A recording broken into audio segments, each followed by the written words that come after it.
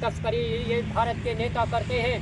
कितने बच्चों को भ्रूण अवस्था में भेजते हैं और उनकी आंखों को और गुर्दों को निकाल करके वो राक्षस अमेरिका में किस तरीके से भोजन करते हैं, उनकी यानी जो है क्या कहता है, वो क्या आपको जानकारी है।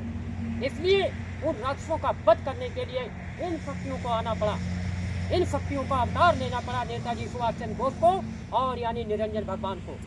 तब हथियार उठेगा और जब इनका सफाया होगा तब हमारे कुल गुरु महाराज को लाया जाएगा। गुरु महाराज बीच में अगर आ गए तो ये कार्य रुक जाएगा और इन पर दया हो जाएगी, फिर परिवर्तन चला जाएगा लंबा।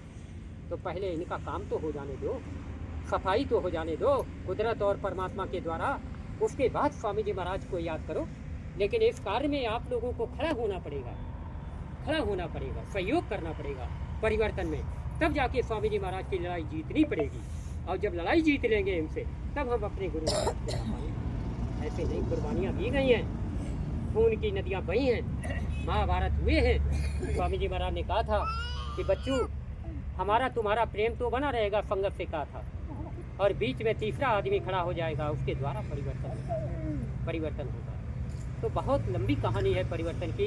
इसलिए माताओं बहनों से भाइयों से उनके चरणों में कोटि कोटि नमन करता हूँ।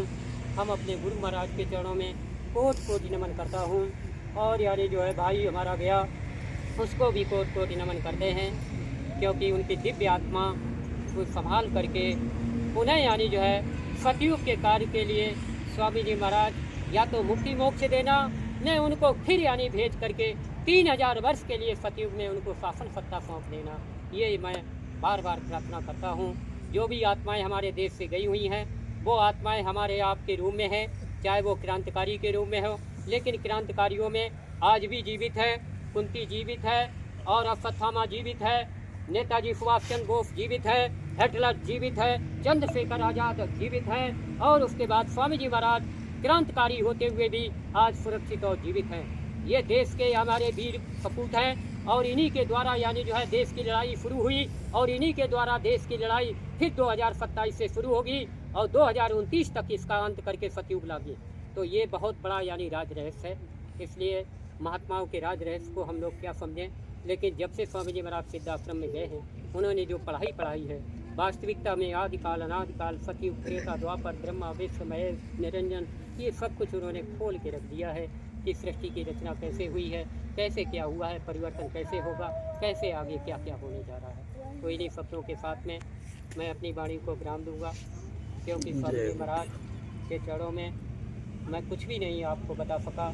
इसके लिए मुझे भी बड़ा दुख है कि कलयुग महाराज ने हमारे इस सतमार्ग को रोका है, हमारे भाई को उठा लिया है।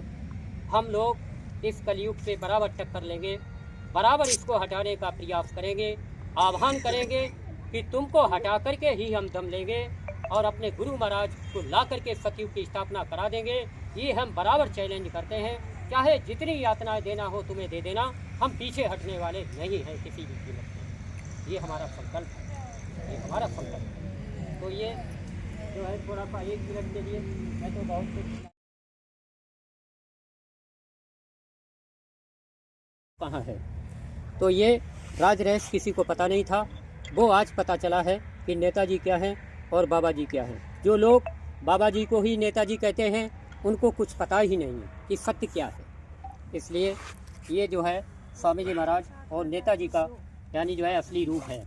इसके साथ में 1948 में महायज्ञ का, इसमें राज रहस्य बहुत लंबा है, इसका राज रहस्य बहुत लंबा है। ऊपर और नीचे का रंग यानी हमें शांति प्रदान करता है और बीच का रंग हमारे स्वामी जी महाराज पर कोई भी कलंक संसार में नहीं है। वो निष्कलंक, निश्चल, वैट यानी सफ़ेद यानी पवित्र हैं। तो वो सतयुग का यानी जो है सत्योम यानी जो है नाम सतपुरुष का जगाया हुआ है महात्माओं के द्वारा, और जय गुरुदेव नाम स्वामी जी महाराज के द्वारा जगाया हुआ है। तो ये दोनों नामों को इकट्ठा करके वो धर्म ध्वजा बना करके युग परिवर्तन सतयुग आगमन की वहाँ नैमिषारण्य के प्रक्षेत्र में लगा दिया गया है।